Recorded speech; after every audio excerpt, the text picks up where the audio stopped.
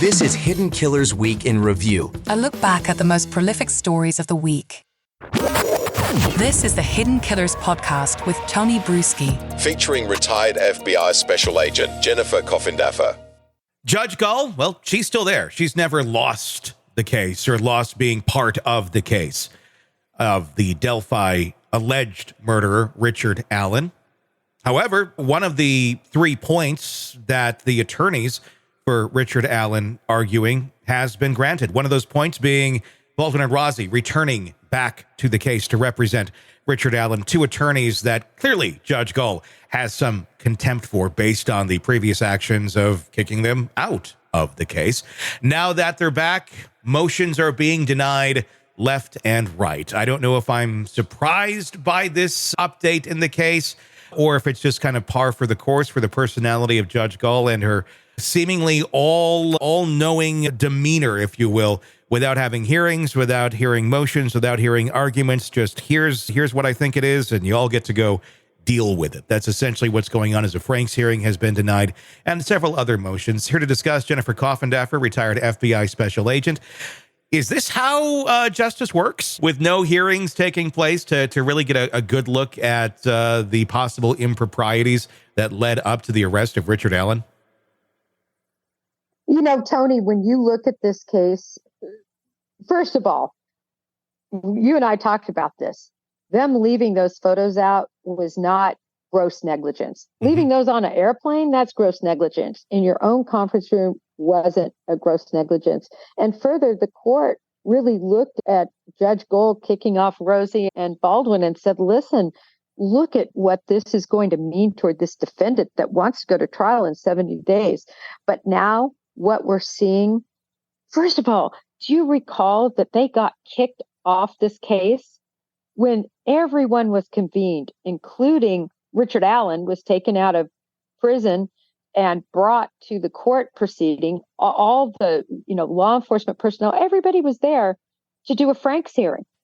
Mm-hmm. And then in closed chambers, they were kicked off, essentially forced to leave the case.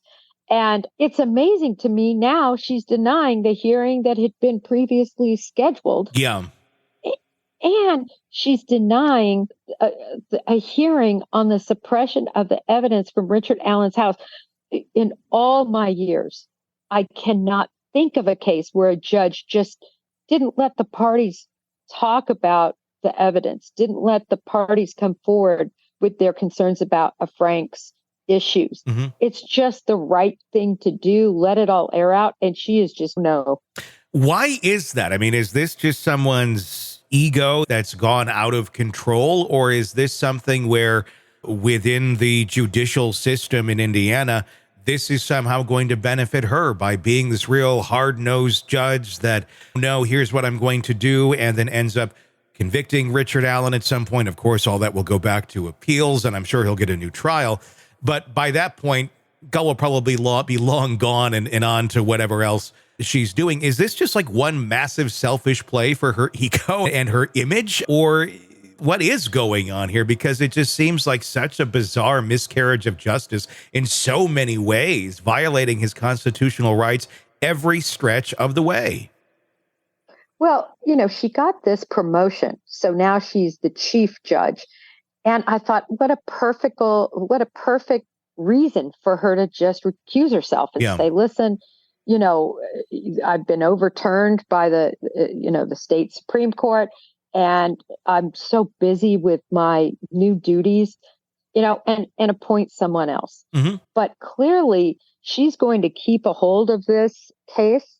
She's going to, I think if I were Rozzi and Baldwin, I would literally put in a motion and I would make her have to rule on it, asking for the state Supreme Court to take a look at this again, because it all comes down to, at the end of the day, is there going to be justice for Abby and Libby?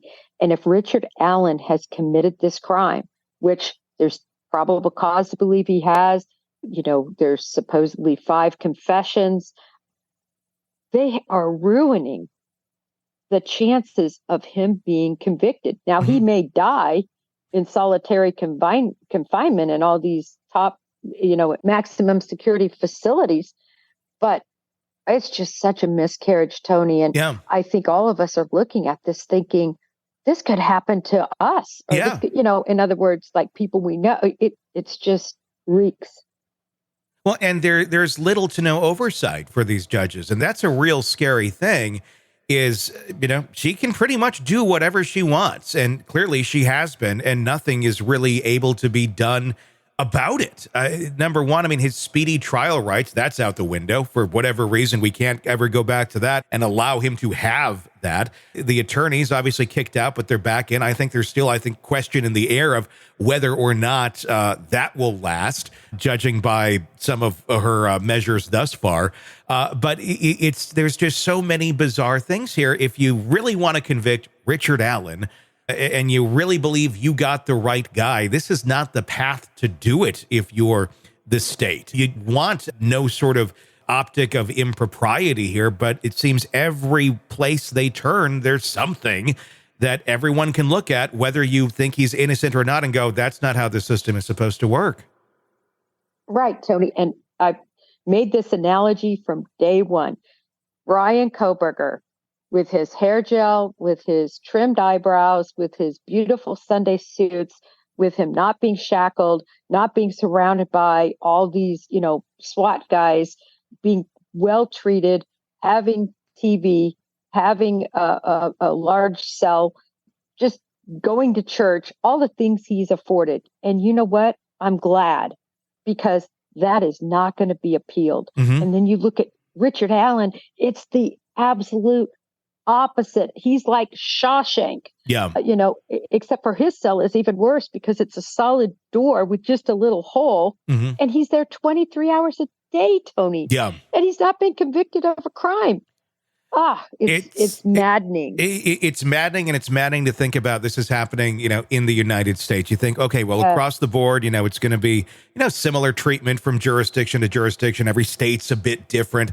But to see such polar opposites, like you just described, from Kohberger to this, it feels like we're talking about crimes, and we're talking about cases that are being tried in completely different countries. Right. And if you look recently in Indiana, interestingly, a guy who was a task force officer, an FBI task force officer, who worked on the Odin paper, really investigated the crime of Abby and Libby as being connected to Odinism. Mm-hmm. This was very early on. The FBI did this. There were a task force officer, 2 other officers, and then a professor that they even spoke with. He was killed. He was murdered with kind of a crazy prison guard who came to the FBI office and ended up shooting him. And it's headed to trial. And I just found it so interesting. Even that guy, the guy who killed the task force officer, I think his name is Finney, he's not in prison either. And this is a case of an FBI task force officer murdered just a couple of years ago, and that's getting headed for trial. But yeah, I can't find one case. If any of your listeners can find one case other than somebody who tried to escape or who killed another prisoner or killed a prison guard, something like that, just your average person getting thrown into a maximum security lockup prison. I want to know about it because I can't find it, and I've been looking for now over a year. I just keep going back to, what does Richard Allen know? What could he say in court that is going to be so damaging that they're literally, it seems, trying to kill him before he can even get there? It's shocking. Want to listen ad-free? Want advanced access to all of our interviews before anyone else? Become a True Crime Today Premium Plus subscriber on Apple Podcasts. You get every episode commercial-free, so you can binge on true crime until you can binge no more. Search True Crime Today Premium Plus on Apple Podcasts now, or go to our podcast page and sign up now. More of the Hidden Killers podcast next.